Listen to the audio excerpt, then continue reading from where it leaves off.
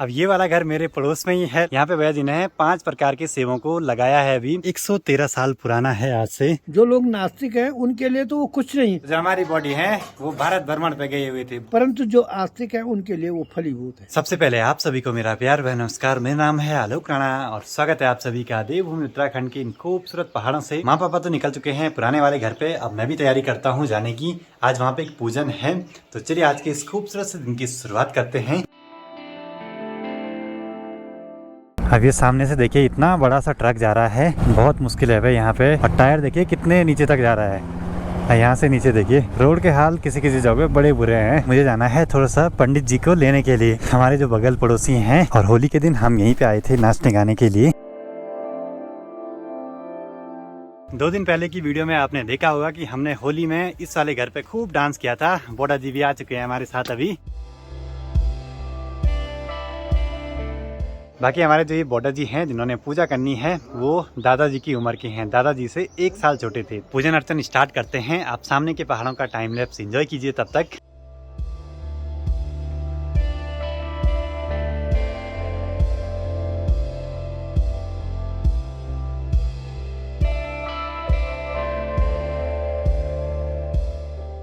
देखिए जी अंदर पे तो पूजन हो चुका है, अभी ऊपर छत पे पूजन कर रहे हैं। 9 छोटे छोटे पत्तल ले रखे हैं, उनका पूजन होगा अभी। ये पूजन हमने बहुत पहले भी किया था जब हमारे नए घर पे काम लगा हुआ था।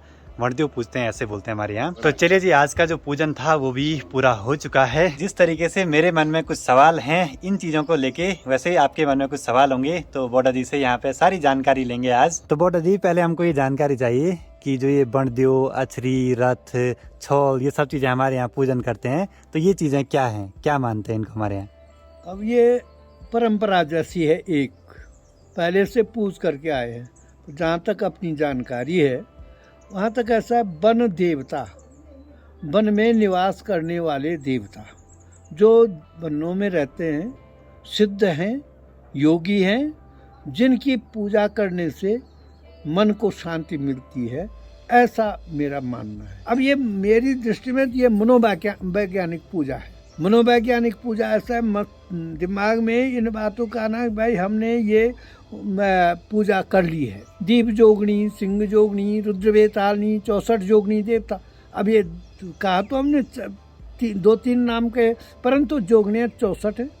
अब 64 जोगने के हमारे साहित्य में जो है, पौराणिक साहित्य जो है, उनमें 64 जोगने का अलग अलग नाम दिया हुआ है। हिंदू धर्म में पूजा करना एक हमारी क्या है, परंपरा है। जो लोग नास्तिक हैं उनके लिए तो वो कुछ नहीं, परंतु जो आस्तिक हैं उनके लिए वो फलीभूत है। अब जैसे बोलते हैं कि ये चीज़ें किसी पे लग गई, जैसे बणद्यो, अछरी, रथ, छौल, ये सब चीज़ें, तो ये क्या चीज़ होती है? अब ये हमारे संस्कार बने हुए हैं कि हमारे यहाँ वन देवता है, हाँ। हमारे छल है। श्रीमद् भागवत पुराण में गोकर्ण और उस दुनकारी की कथा जो है ये बतलाती है कि प्रेत जरूर हुआ दुनकारी, और प्रेत हुआ गोकर्ण ने, उसके उद्धार के लिए श्रीमद् भागवत की रचना। ऐसे ही मतलब ये है कि यहाँ ऐसा माना जाता है जिसकी कोई गति नहीं हुई, ठीक ढंग से दाह संस्कार नहीं हुआ, उनकी आत्माएं भटकती रहती हैं और वो आत्माएं मनुष्य के शरीर में प्रवेश करती है, ऐसा मानना है। अब ये परंपरा है, परंतु उसको मानने के लिए हमारे विद्वानों ने क्या किया, ऐसी ही रचना की कि तू विथा कहाँ बसे हृदय बसे, हृदय तो फलाने की आन पड़े। तू विथा सिर बसे, सिर तो राजा रामचंद्र की आन पड़े। माने ऐसे इस ढंग के मंत्र बनाए गए हैं। उनसे मतलब यह है कि तू प्रेत आत्मा है, तू शरीर के जिस अंग में बची हुई है उस अंग से वहाँ उस देवता का आह्वान किया कि तो उसको वहाँ से निकाल दे। अब ये आदमी जब सुनेगा तो उसको मन शांति होगी, वो कहेगा कि मनोवैज्ञानिक हो। उसने कहा मेरे अंदर से तो सारे अंग प्रत्यंगों से वो भूत जो है निकाल दिया है, अब निकाल गया तो उस बिल्कुल स्वस्थ हो जाएगा। और उधर जो है 2 बातें, उधर वो देवता जो है जिसको हम पौराणिक रूप से मानते आए हैं, उसकी पूजा होने से उसको भी शांति मिल जाती है। अब प्रत्येक की अपनी अपनी वीरता की वो है। बगडवाल है, सिद्धवा विधवा है, आछरी है, एक और चीज़ है एड़ी, रथ, इनका हमारे यहाँ पूजन होता है। पर इनके नाम क्षेत्र विशेष के आधार पर, बोलचाल के आधार पर प्रत्येक जगह नामों में भी थोड़ा बहुत अंतर है। अगर हम जैसे कहीं दूर चले गए, बुग्यालों में चले गए, कहीं किसी ऐसी चोटी पे चले गए घूमने के उससे, हाँ। तो क्या करें कि ये सब चीज़ों का हम पे प्रभाव ना पड़े? एक तो मन में इस प्रकार की बातें नहीं रखनी है कि यहाँ ऐसे होते हैं। केवल इतना है कि यहाँ तपस्वी रहते हैं और उनका ध्यान थोड़ा सा कर दिया। निश्चित रूप से इन पर्वतों की गुफाओं में ऐसे तपस्वी हैं जो युगों से, हजारों वर्ष की जो बात शास्त्रों में कही गई है वो आज भी विद्यमान है। आज भी हजारों वर्ष जीवित जो लोग हैं वो इन गुफाओं में तपस्या कर रहे हैं। उनका ध्यान कीजिए, कुछ नहीं होगा। शास्त्र तो ये कहता है एको ब्रह्म द्विजो नास्ति, अरे एक ब्रह्म है, एक ईश्वर है और कोई दूसरा नहीं है।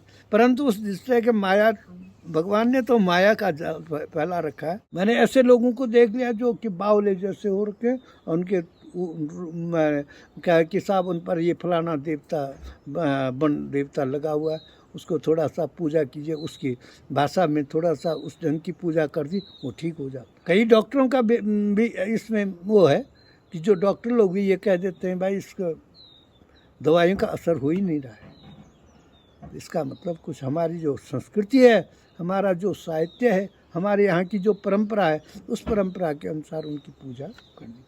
यही तो देवभूमि उत्तराखंड है। यहाँ के रीति रिवाज, परंपराएं, संस्कृति जो कि वर्षों से, कई 100 सालों से चली आ रही हैं और हम लोग इन चीज़ों को आगे बढ़ाते हैं। हम लोग मानते हैं तो ये चीज़ें होती भी हैं। बाकी जो हमारे बॉर्डर जी हैं इनसे बहुत सारी जानकारियाँ मिलती रहती हैं समय समय पे। आज टाइम मिला तो मैंने इन चीज़ों के बारे में भी इनसे पूछ लिया। बाकी अब थोड़ा सा बैठते हैं, धूप सेकते हैं और मस्त में से चाय पीते हैं। तो अभी मुझे जाना है बॉर्डर जी को उनके घर तक छोड़ने के लिए। उनका घर यहाँ से लगभग 100-150 मीटर की दूरी पे है, लेकिन ऊपर रोड के रास्ते जाना पड़ेगा।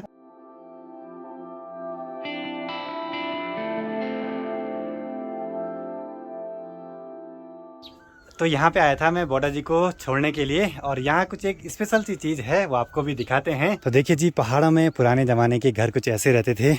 देखिए छोटे छोटे से दरवाजे हैं, छोटी छोटी खिड़कियाँ हैं, ये खोला है और यहाँ पे देखिए वक्लू भी रखा हुआ है। और ये घर है हमारे बगल पड़ोसियों का। और पुराने ज़माने में कुछ ऐसे घर रहते थे पहाड़ों में।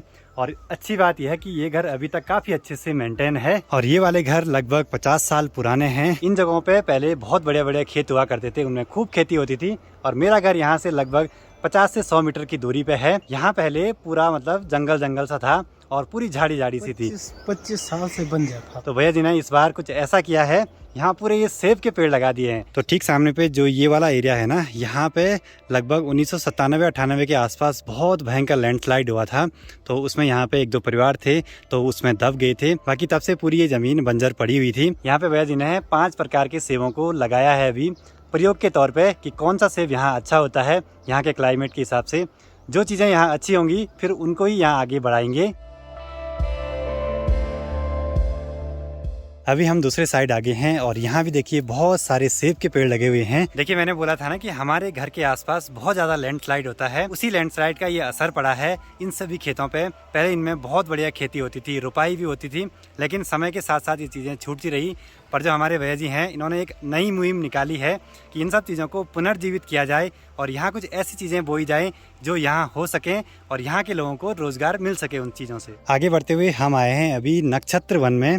यहाँ पे 27 प्रकार के पेड़ पौधे हैं जो कि मतलब अलग अलग नक्षत्रों के हिसाब से अलग अलग पौधे हैं। तो यहाँ इन सब चीज़ों को डेवलप किया जा रहा है और ये सब काम हो रहे हैं एक आध्यात्मिक जागृति के लिए। तो बहुत बढ़िया बात है, मतलब हर चीज़ को साथ में लेके चलना है।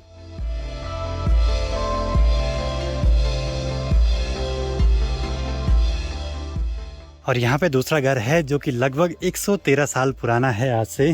तो देखिए पहले के ज़माने में कुछ ऐसे घर रहते थे और इतनी बड़ी बड़ी पठालें यहाँ पे लगाना और पत्थरों की चिनाई, ऊपर से पठालें लगी हुई, छोटे छोटे से दरवाजे। और यहाँ इस घर पे ना लगभग आज से 30-40 साल पहले से मधुमक्खियाँ हैं और अभी तक यहाँ पे शहद देते हैं। अब ये वाला घर मेरे पड़ोस में ही है लेकिन यहाँ आना बहुत कम होता है अब। बाकी आज मौका मिला तो आपने भी देख ली ये सारी चीज़ें। तो हमारे ताऊजी लोगों का पुराना घर ये है और नया वाला घर ये यहाँ पे बना हुआ है जिस पे कि हम होली खेलने के लिए आते हैं और ये 58 साल पुराना हो गया अभी। तो चलिए जी, आज के दिन पे बहुत सारी जानकारियाँ भी मिल गई और नई नई चीज़ें भी देखने को मिल गई। तो अब निकल पड़ते हैं घर को। शाम के 5 बजने वाले हैं और आजकल देखिए 5 बजे धूप काफी ऊपर है और आज यहाँ पे हमारी बॉडी जी आई हुई हैं और हमारी जो बॉडी है वो गई थी यात्रा पे। बॉडी तुम कहाँ घूमी रहे पहले बता। मैं पशुपति नेपाल वे, नानसारण वे, जगन्नाथपुरी वे, अच्छा। गंगा सागर वे, हाँ। गया वे, अच्छा। और कैसा बना तो उज्जैन पे बना तो ताजमहल वे, हाँ। वृंदावन मा वे, गोकुल मा वे, सीता बाबन हो लगे तमो सीता जलम वे, जनक में जनकपुरी में, जनकपुरी। हाँ तब और बाबू में तैयार देने। अच्छा। क्यों पढ़ी वन में तवारो को मैं डायरी बना लियो नो। यो फोन ले तो ब्लॉग बड़ा था लूट जा। अब फोन में को जान में चित लोड़ा ना इसी बला ता पुता बेल में ने के बाब अपन के वे बात अपन के वे आता तुम बेल अपन हमने वे तपुन तामने वे। तो जो हमारी बॉडी है वो भारत भ्रमण पे गई हुई थी, बहुत जगहों पे घूम के आ गई। देखो जी हमारी बॉडी तो ब्लॉगर है नहीं कि जो वीडियो बना के हमको दिखा पाए, बस अपने शब्दों से ही बयां कर सकते हैं कि कहाँ कहाँ गए थे, क्या क्या गए थे। अब जिन जगहों पे ये गए हैं हम एक दिन वहाँ जरूर जाएंगे और आपको ब्लॉग के थ्रू भी वहाँ ले जाएंगे। अभी यहाँ ठीक सामने पाली गांव में ना कुछ तो यहाँ पे हुआ है, आग लगी हुई है, पता नहीं किस चीज पे। तो चले जी शाम भी हो चुकी है, थोड़ी देर में सनसेट भी हो जाएगा और बॉडी जी से खूब गप लगा दी हमने, पूरे ऑल इंडिया की बहुत सारी बातें सुनाई। बाकी माँ की तैयारी हो चुकी है गौशाला जाने की, बॉडी अपने घर जाएंगी और हम भी अब नए वाले घर पे जाने की तैयारी करेंगे।